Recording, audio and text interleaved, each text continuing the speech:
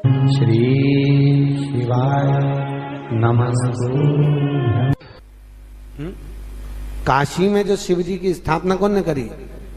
काशी में जो शंकर भगवान बैठे उनकी स्थापना करी थी शनि महाराज ने।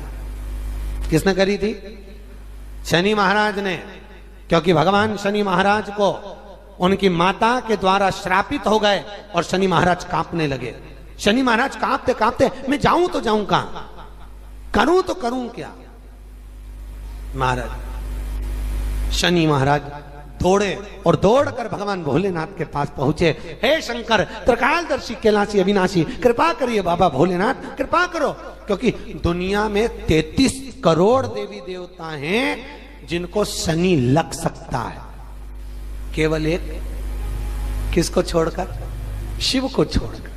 राम जी को शनि लगा तो 14 वर्ष वनवास चले गए। कृष्ण को शनि लगा तो मथुरा छोड़कर द्वारका चले गए। शनि लगा। हनुमान जी को शनि लगा तो गुफा में बैठकर राम राम जपना पड़ा। शनि सबको लगता है, केवल शनि नहीं लगता तो एक मेरे महादेव को, मेरे भोले बाबा को नहीं लगता। शंकर के पास में शनि आ गए। शनि ने आकर कहा, भोलेनाथ कृपा करिए बाबा, मैं बड़ा कष्ट में हूं, मैं करूं क्या? बाबा भोलेनाथ ने कहा, जा गंगा जी के तट पर काशी में जाकर एक शिवलिंग की स्थापना कर, उसकी आराधना कर और तेरा शरीर ठीक हो जाएगा, कष्ट नहीं भोगेगा। शनि महाराज ने काशी में जाकर शिव जी की स्थापना करी। आज भी नियम है, जिसको शनि लग जाता है एक काजल की डिब्बी ले लो और काजल की डिब्बी को 21 बार उतार कर उसको एकांत में जाकर, जंगल आदि में एकांत में किसी पेड़ के नीचे इतना सा खड्डा खोद कर उसमें काजल की डिब्बी को डाल दो और मिट्टी से पूर दो, उस व्यक्ति का शनि समाप्त हो जाता है। काशी विश्वनाथ का नाम लेकर काजल की डिब्बी को 21 बार उतार कर अगर काशी विश्वनाथ का नाम लेकर शनि वाले व्यक्ति को अगर पेड़ के नीचे दबा दे, शनि समाप्त। शनि उसको परेशान नहीं कर सकता। काशी कितनी मूलता है, शिव साधारण नहीं है। भगवान शंकर के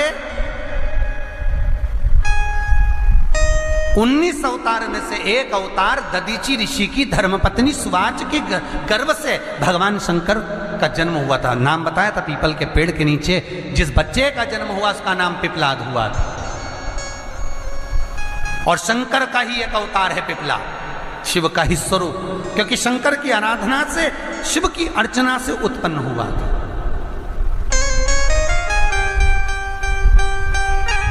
तो जो पिपलाद जन्म थे उन पिपलाद को भी दुख हुआ था। एक बार पिपलाद ने देवताओं से पूछा, ये बताओ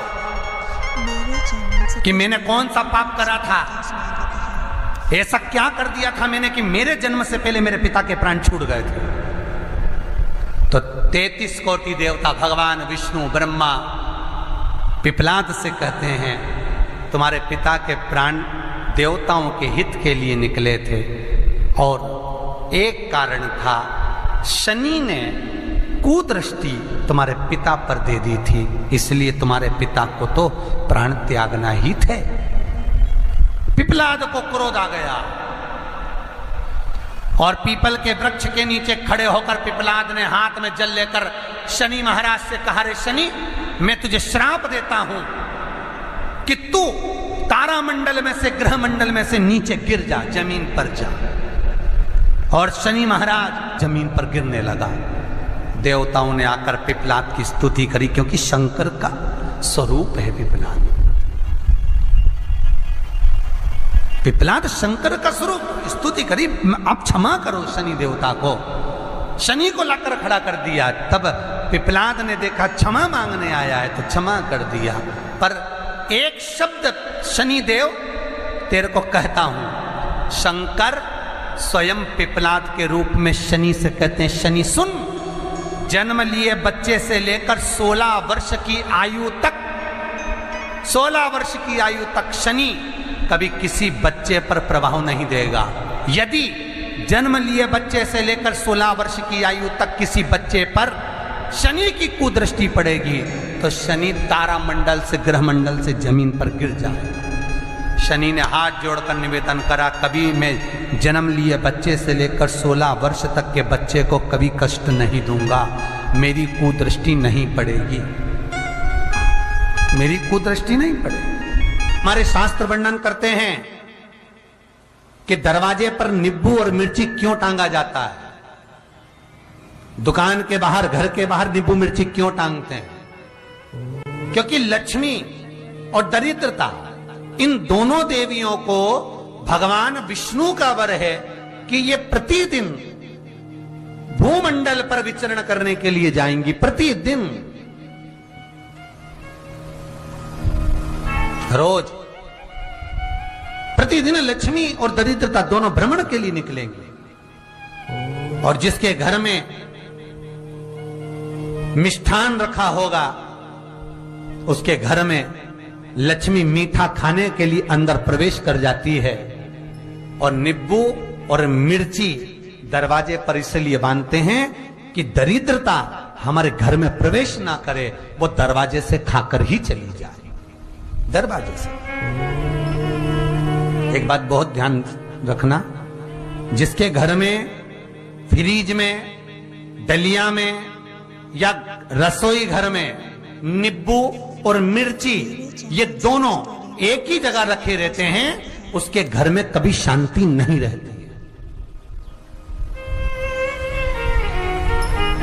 सास बहू का, ननंद भाभी का, भाई भाई का, परिवार में कुछ ना कुछ क्लेश जरूर ही होगा।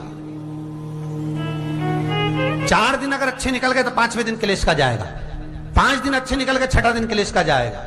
कुछ ना कुछ, एक जरा सी कटोरी पड़ी है उसके पीछे विवाद चालू हो जाएगा, जरा सा पानी ढुल गया उसके पीछे विवाद चालू हो जाएगा, बेडशीट बदल रहे थे उसके पीछे विवाद चालू हो जाएगा, पति कक्ष में आया विवाद चालू हो जाएगा, तुमने एक शब्द कहा, कोई लड़ाई की बात नहीं करी, फिर भी विवाद चालू हो जाएगा। समझ लेना कि घर के रसोई घर में या फ्रिज में नींबू और मिर्ची साथ रखा हुआ है तो वो क्लेश तो देगा ही।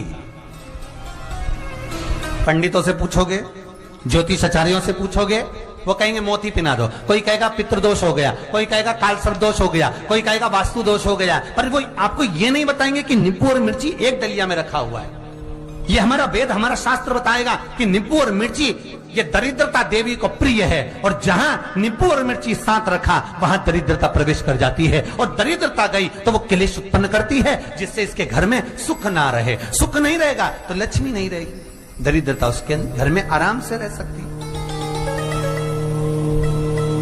अब बहुएं कहीं किसी से पूछ रही, सास किसी से पूछ रही, हमारे घर में शांति नहीं है, हमारी बहू बहुत अच्छी थी पहले, बहुत क्लेश करती है, हमारी सास बहुत अच्छी थी, बहुत क्लेश करती है, घर में विवाद इतना ज्यादा होता है। गुरुजी जरा सी बात के पीछे विवाद होगा इतना बड़ा फैल जाएगा, पति पत्नी में जरा सी बात होगी इतना बड़ा फैलाना हो जाएगा, बच्चों को थोड़ा सा समझाओ इतना बड़ा फैलाना हो जाएगा। कारण क्या है? उसका कारण है तुम्हारे घर में जरूर एक डलिया के अंदर नींबू और मिर्ची या फ्रिज के एक बॉक्स के अंदर नींबू और मिर्ची रखा हुआ है, उसका क्लेश तुम्हारे यार रहेगा ही, सदा रहेगा। इसलिए महाराज नींबू मिर्ची दरवाजे पर टांगा जाता है, बाहर संग नहीं, बाहर जाए। एक बात बहुत सुंदर है, जैसे दूध और दही दोनों एक ही झोले में, एक ही बैग में, एक कैरी बैग के अंदर दूध और दही अलग अलग पॉलिथीन में बंधे हुए हैं, अलग अलग डोलची में, अलग अलग डब्बे में रखे हुए हैं। एक व्यक्ति एक ही बैग के अंदर दूध और दही ये दोनों चीज अगर लेकर घर के अंदर आता है तो उसके घर में संपदा की तो कमी आती ही है, उसके घर में संपदा टिकती नहीं है। घर में अगर लाख रुपए रखे हैं तो 3 दिन या 4 दिन के अंदर वो पैसा वापस जाना है। दही और दूध अगर एक ही साथ आया है, एक ही व्यक्ति एक ही झोले में, एक ही बैग में, एक ही कैरी बैग में अगर लेकर आया है, उसी तरह नींबू और मिर्ची का भी क्रम है महाराज। कई कई सब्जी वाले उसको एक साथ बांध देते, नहीं नहीं, नींबू भले अलग बैग में डाल लो, पन्नी में अलग बांध कर या झोले में अलग बांध कर मिर्ची रख लो, वो चल जाएगा, पर एक साथ अलग होगा। मेरे को मालूम है दरिद्रता कि तेरे को खट्टा और तीखा पसंद है। इसीलिए महाराज हमारे हिंदू धर्म में बेटी की विदाई में 4 चीजें नहीं दी जाती। बेटी की विदाई में 4 चीजें नहीं देते। पहली झाड़ू, दूसरी सुई, तीसरी चलनी और चौथा अचार की बरनी। ये बेटी के कन्यादान में, बेटी की विदाई में नहीं देते। बड़ी दे दो, पापड़ दे दो, ये चल जाएगा, पर बेटी की विदाई में, बेटी के कन्यादान में ना तो झाड़ू जाएगी, ना सुई जाती है, ना चलनी जाती है, ना अचार की बरनी जाती है। और मेरा निवेदन है, अगर बेटी को तुम्हारे घर का, तुम्हारे हाथ का अचार कितना भी पसंद हो और बेटी के मम्मी बना के दे रहे, नहीं, मत देना, क्योंकि बेटी तन, मन और धन, ये 3 चीजों से दुखी रहेगी। अगर माँ ने अचार दे दिया तो बेटी के घर में या तो तन से दुखी रहेगी, या मन से दुखी रहेगी, या धन से दुखी रहेगी। बेटी को ये 3 दुख तो रहेंगे ही। कई लोग तो अपनी बहू से कहते हैं, बेटा तू मायके जा रही, तेरी मम्मी के हाथ का अचार अच्छा लगता है, लिया ना बांध के। अब इनको कौन समझाए? तुमने तो कह दिया बांध के लिया ना, पर उसको समझो तो सही, क्यों नहीं लाना है?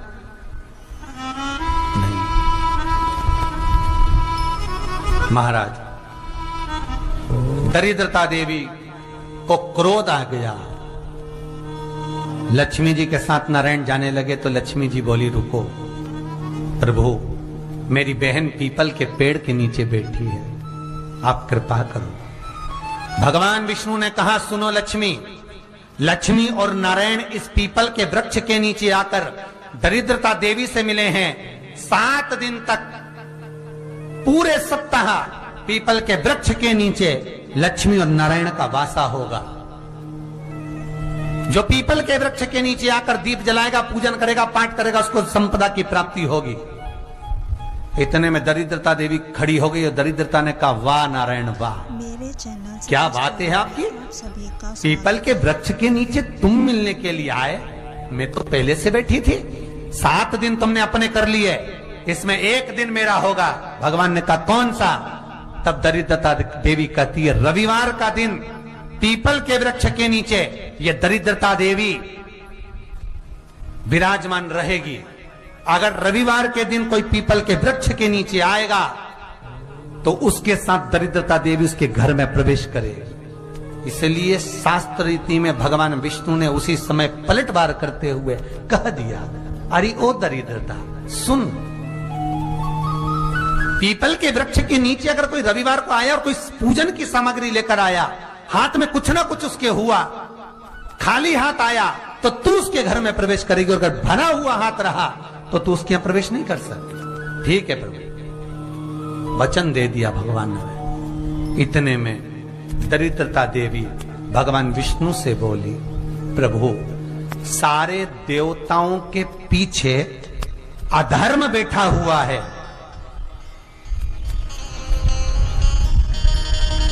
सारे देवताओं के पीछे अधर्म बैठा हुआ है।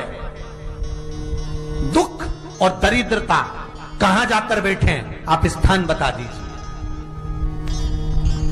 आपको अब भी कहा कथा में कि देवताओं के पीछे, देवियों के पीछे, पीठ के भाग में अधर्म का निवास है, आगे धर्म का निवास है। इसलिए मंदिर में अग्रण्य प्रणाम करना चाहिए, आगे क्यों, पीछे नहीं। दरिद्रता देवी कहती है, ये दरिद्रता और दुख कहां जाकर बैठेंगे, आप वर दीजिए।